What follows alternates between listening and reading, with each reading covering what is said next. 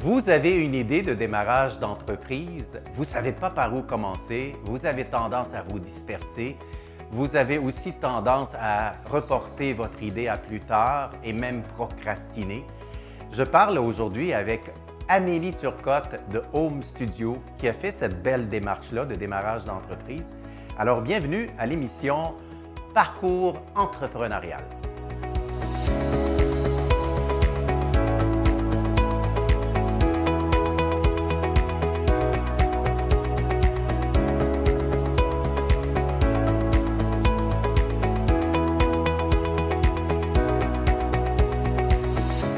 Bonjour Amélie, ça fait plaisir de te rencontrer, ça fait très longtemps, puis j'avais hâte à ce moment-là de parler de parcours entrepreneurial avec toi. Salut Gabriel. Parle-nous de ton parcours, parce que tu en as un beau depuis que tu as fait ta formation en démarrage en entreprise. Tu en as un beau et j'ai admiré ce parcours-là. Ah, génial. D'abord, merci de l'invitation. Puis je suis contente de te revoir. Tu as été une personne, une ressource importante dans mon parcours entrepreneurial. Peut-être j'ai envie de débuter. Ce parcours-là a débuté en 2001 avec la rencontre d'une amie. En fait, c'était pas une amie à l'époque, mais Crystal Flamand, qui est dans l'Ouest canadien, qui était un entrepreneur. Je viens pas d'une famille entrepreneur. Puis j'ai découvert l'entrepreneuriat avec cette femme. Puis j'ai eu un coup de cœur. Plus tard, plusieurs années plus tard, j'avais un élan, j'avais envie d'être entrepreneur, puis je disais ça à mon conjoint, puis il rigolait parce qu'il disait « Ouais, mais dans quoi? » Je ne sais pas, mais j'ai envie. Puis là, j'étais fonctionnaire à l'époque, j'étais ingénieur, fonctionnaire à l'époque.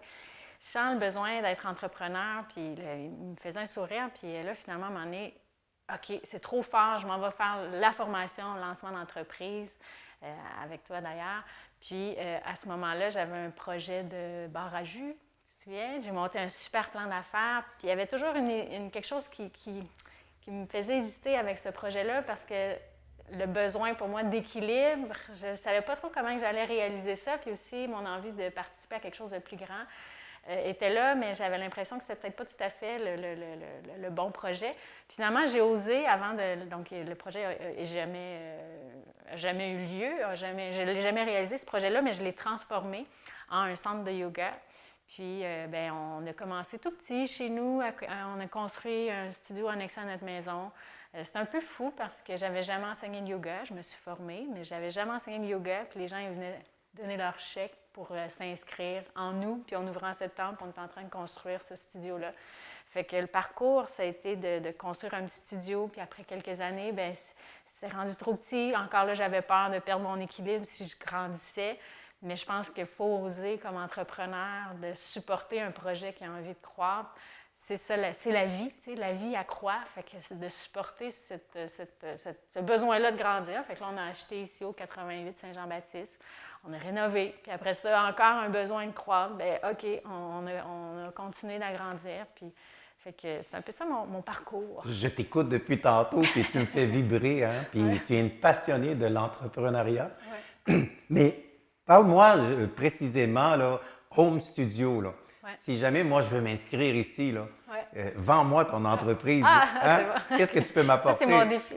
Non, en fait, j'ai démarré Home dans l'envie de partager le yoga parce que là, chaque fois que je revenais d'une classe de yoga, à l'époque, je me disais, tout le monde devrait faire du yoga, c'est bon pour tout le monde, ça va aider la condition physique, la condition mentale. On a besoin d'outils comme ce que le yoga peut apporter. Fait que j'étais tellement passionnée, tu sais, c'est parti d'une passion. Fait que là, j'ai démarré Home. Donc, pourquoi que tu devrais faire du yoga? Parce que on a besoin, on est né dans un corps physique, puis on a besoin de l'entretenir. J'enseignais hier, puis je faisais des mouvements de rotation, puis c'était des mouvements de rotation d'épaule, puis c'est comme mettre de la jigulou, là. Là, quelqu'un a dit de l'huile d'épaule, tu sais. Oui, c'est ça. Fait qu'on huile notre corps, on prend conscience de notre corps pour bien l'habiter. Puis tu sais, quand nos muscles, nos organes sont vivants, sont optimales, bien, c'est sûr que ça a un impact sur notre tête, sur notre vision. Fait que, comme entrepreneur aussi, parce que là, on parle peut-être à certains entrepreneurs qui ont envie, je pense que prendre soin de soi, c'est la base, c'est vraiment important. Puis le yoga, je trouve que c'est efficace aussi. Quand une entreprise a envie ou a le goût de démarrer une nouvelle entreprise, elle ne sait pas par où commencer, c'est quoi les étapes de démarrage. Parle-nous de cette démarche-là que tu as fait pour arriver à cette belle réalité-là que tu as construite aujourd'hui. Bien, moi, je pense qu'on doit se faire accompagner. C'est comme quand on devient parent, là, lire des livres, aller dans des groupes. Bien là, l'entrepreneuriat, c'est ça. Fait que pour moi, ça a été d'aller faire d'abord le cours lancement d'entreprise, d'aller chercher ça. Après ça, de faire partie de groupes d'entrepreneurs qui vivent des réalités, ces mêmes réalités-là.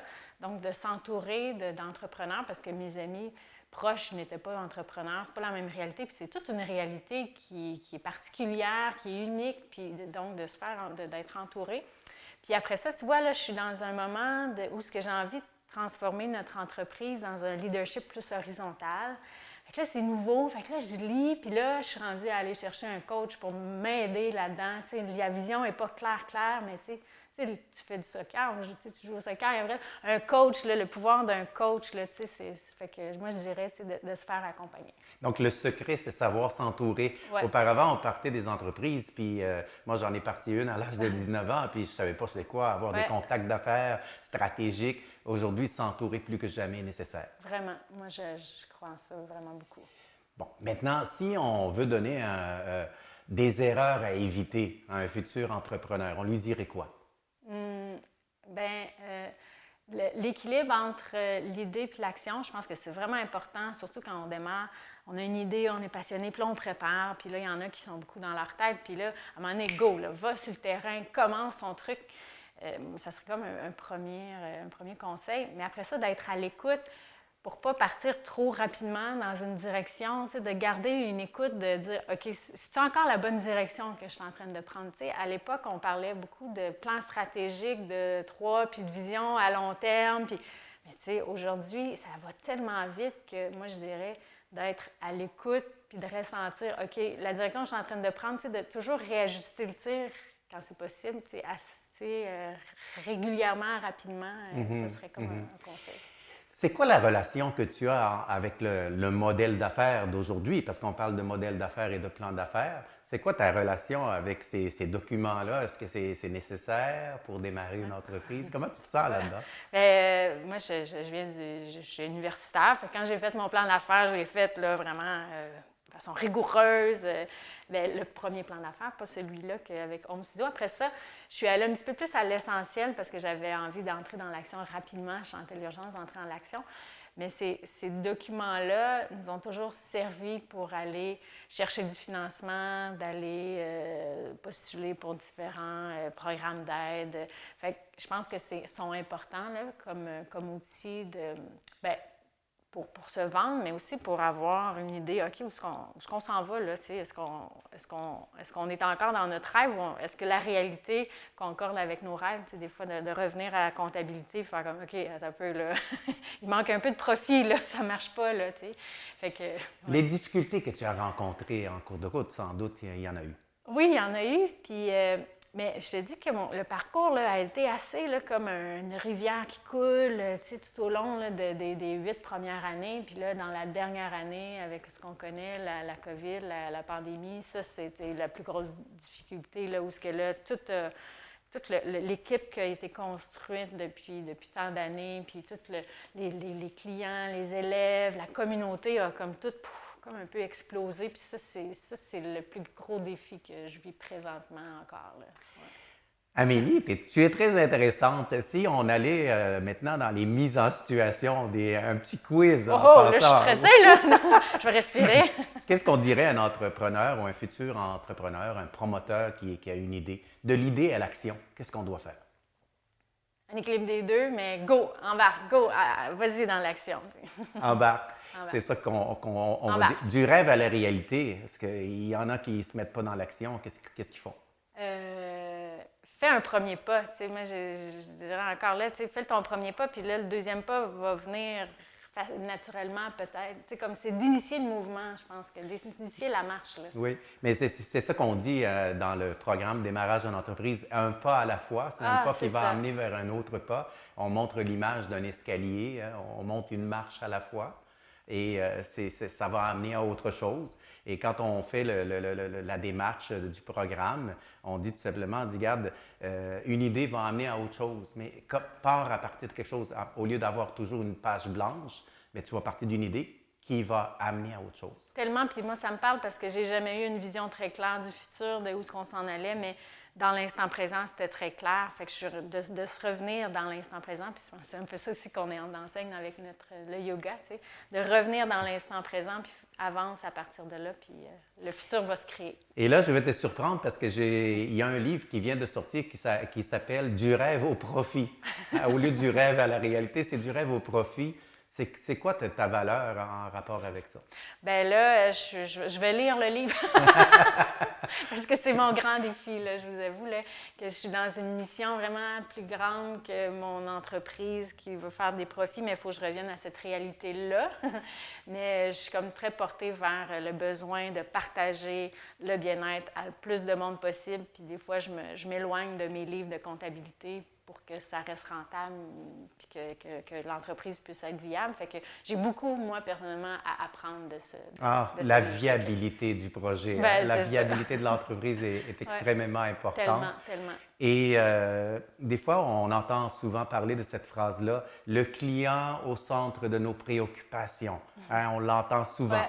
Comment ça se traduit, ça, dans ta vie d'entrepreneur? Bien, je suis quand même chanceuse d'être proche des élèves ou des clients parce que j'enseigne le yoga. Fait que je ne suis pas juste entrepreneur qui gère, je suis vraiment dans l'entreprise. Fait que je peux ressentir justement les besoins des gens qui sont souvent très proches de mes propres besoins aussi comme individu. Donc, dans le genre d'entreprise qui est home, bien, c'est quand même assez facile d'avoir les élèves, les clients au centre, je vais les appeler les élèves, au centre de la nos vision, préoccupations, nos préoccupations, oui. Parce que je suis dedans. Puis, mais dans la dernière année, encore là, ça a été le plus grand défi parce que les élèves sont loin, on est en Zoom, puis fait que je pense que c'est ça qui devient plus difficile pour moi, là. Oui.